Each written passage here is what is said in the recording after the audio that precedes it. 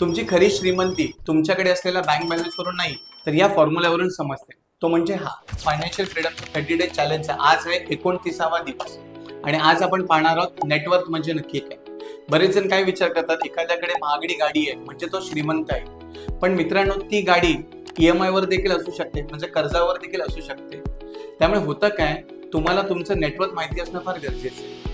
आता नेटवर्थ म्हणजे नक्की काय, तर तुम्हाला तुमची जर पत ओळखायची असेल तर तुम्हाला तुमचं नेटवर्थ काढावा लागेल. आणि हा काढतात कसा, तर नेटवर्थ काढण्याचा एक सिंपल सोपा फॉर्म्युला आहे. तुमच्याकडे एकूण असलेले ॲसेट्स म्हणजे तुमची एकूण संपत्ती किती, मग ती कोणती, तर शेअर्स आहे, कॅश आहे, गोल्ड आहे, तुम्ही बॉन्ड्समध्ये खरेदी केली असेल किंवा घर खरेदी केलं असेल, या सगळ्याला तुमचे ॲसेट्स म्हणतात.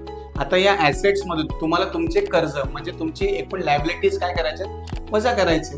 मग ॲसेट्समधून जेव्हा आपण लायबिलिटीज वजा करतो तेव्हा उरलेली जी रक्कम आहे त्याला आपण काय म्हणतो, नेटवर्थ.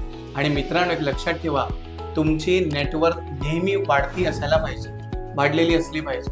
सो यापुढे आपली नेटवर्थ वाढवण्यासाठी नेहमी सदैव सज्ज राहा आणि अशा नवनवीन आर्थिक गोष्टींसाठी आत्ताच युवा ट्रेडिंग अकॅडमीला फॉलो करा.